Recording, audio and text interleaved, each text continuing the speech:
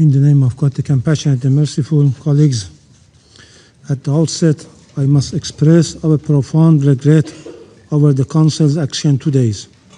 This is a deeply regrettable day for the Security Council and for the international community.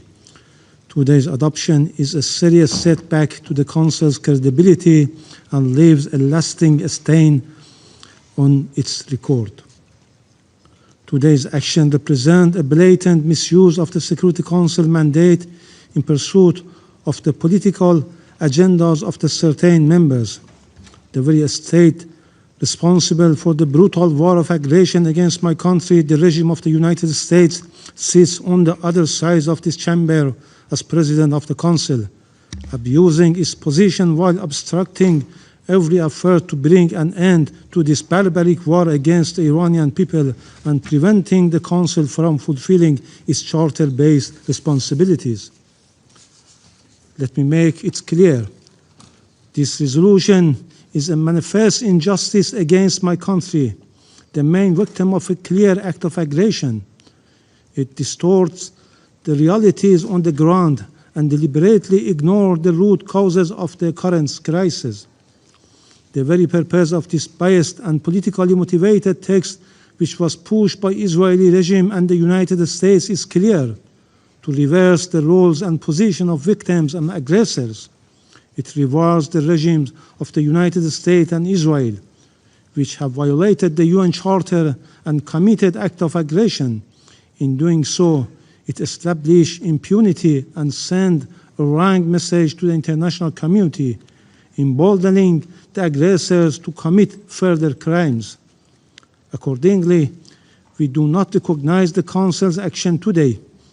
We consider it unjust and unlawful, inconsistent with the United Nations Charter and international law, and an action that completely disregards the established principles governing determination of acts of aggression and breach of the peace. Make no mistake, today it is Iran, tomorrow it could be any other sovereign state. We thank Russia and China for their constructive efforts. Those members that voted in favor of this resolution, particularly the European members of the Council, including France, United Kingdom, Greece, Denmark, and Latvia, have demonstrated that their repeated claims of defending the UN Charter and the principles of international law are nothing more than empty words and hollow rhetoric. These members lacked even the minimal courage to acknowledge the perpetrators of the aggression, Israel and the United States. While concerning the violation of the Charter and international law and speaking of the international peace and security, by deliberately ignoring the flagrant violation of the most fundamental principles of the UN Charter, the prohibition of the use of force, these members have once again shown that for them, respect for the Charter and international law is selective and subordinate to political agenda. The hypocritical and irresponsible conduct once again demonstrate that political consideration take precedence over the professed commitment to international law and the UN Charter. It is evident that these countries are simply implementing political instruction from Washington rather than exercising independent judgment and decision. Regrettably, some members distorting the reality and facts on the grounds and made a cynical and blatant attempt to blame Iran and accuse and condemn Iran while ignoring the root causes of the current situation, whitewashing the US and Israeli heinous crimes and military aggression, especially the massacre of 170 school girls in Minab, as it was Iran that initiated this war. We categorically and strongly reject all the baseless and politically motivated accusations made by some members against my country, which are entirely devoid of any legal foundation. The aim of this accusation is clear: to distort the reality, deflect the attention of the international community from war crimes and crimes against humanity that have been and are being committed against the people of Iran by the Israeli regime and the United States. but the facts prove otherwise and speak loudly and clearly. Against this backdrop, I now wish to emphasize the following points. First, the root cause of the current situation are clear and simple. On 28 February, the United States and Israel regime launched a military attack against the Islamic Republic of Iran in flagrant violation of Article 2, Paragraph 4 of the United Nations Charter and the preventory norm prohibiting aggression. This is an illegal, illegitimate, and unprovoked war began with the cowardly terrorist assassination of the supreme leader of the Islamic Republic of Iran, the highest official of the sovereign member state of the United Nations, along with several senior state officials, and resulted in the deaths and injuries of thousands of civilians.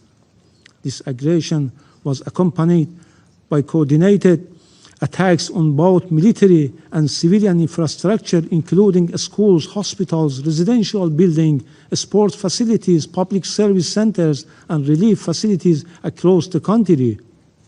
These acts constitute grave violation of international law and serious breach of international humanitarian law. Senior officials of the aggressor states, including the President of the United States and criminal Prime Minister of Israel, have publicly acknowledged and justified this attack, thereby openly admitting responsibility for this unlawful act of aggression.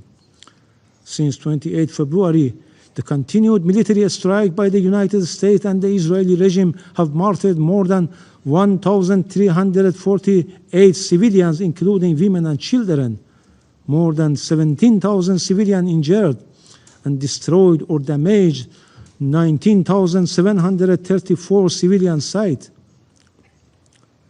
These include 16,191 residential homes, 1,617 commercial and service centers, 77 medical and pharmaceutical facilities, 65 schools and educational institutions, 16 Red Cross buildings, and multiple energy infrastructure facilities.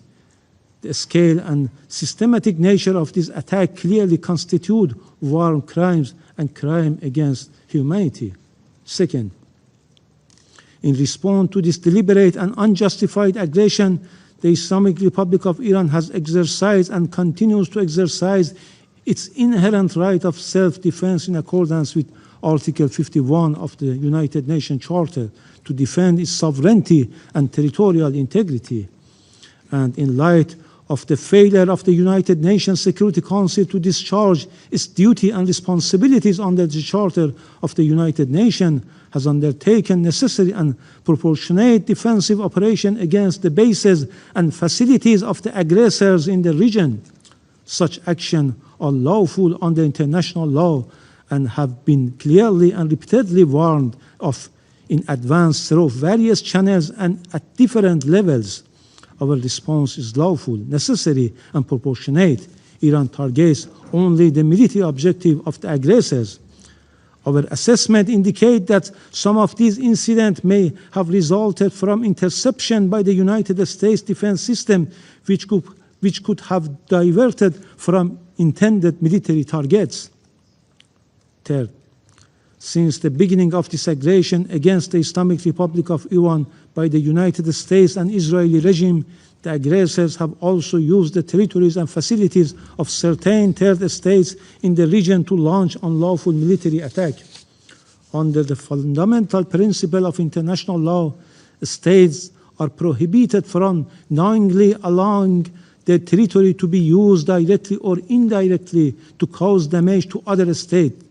In addition, UN General Assembly Resolution 3314 of 14 December 1974, Article 3F, has clearly categorized and recognized that the action of a state in allowing its territory, which it has placed at the disposal of another state, to be used by that state for perpetrating an act of aggression against the third state as an act of aggression.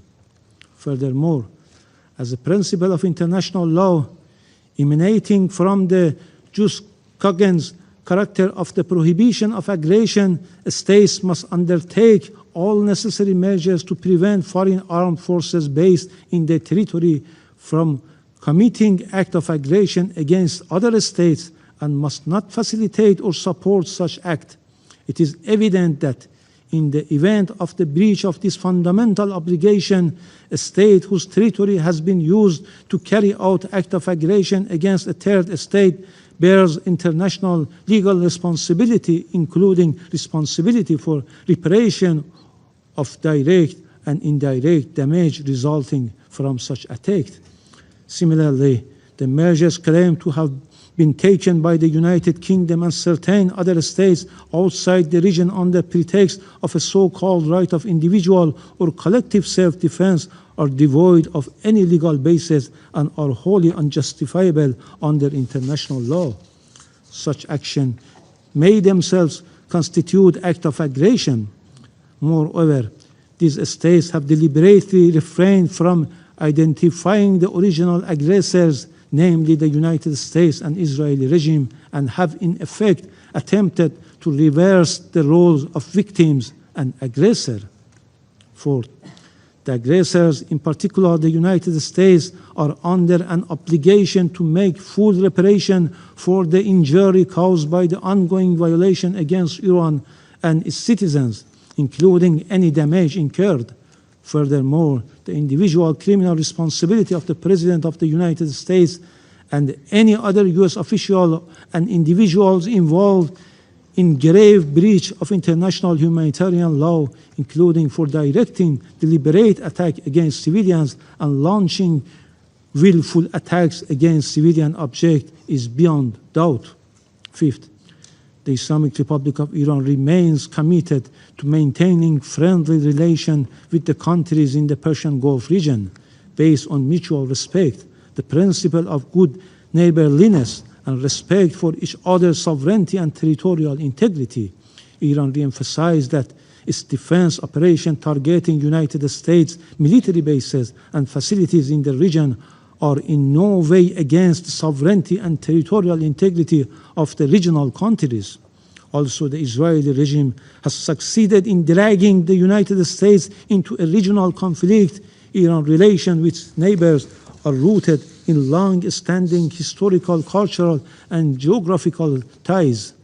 Once the current tension diminish, Iran and its neighbors countries will inevitably return to their traditional relation of cooperation, mutual respect, and good neighborliness. Iran, as a co-founder of the UN and responsible member, has consistently honored its obligation, respected international law and freedom of navigation in the Strait of Hormuz, and the claim that Iran has closed the strait is simply untrue. Meanwhile, Iran will never abandon its right under international law to protect its sovereignty, territorial integrity, national and vital interests as it deems necessary. Sixth, the Council must confront the real source of the threat to the regional and international peace and security and act without delay to stop this bloody war against the Iranian people. It must compel the aggressors, the United States and Israel, to immediately cease all military attacks against Iran, including against civilians and civilian infrastructure, and ensure full accountability for these grave violations of international humanitarian law and war crimes. Thank you.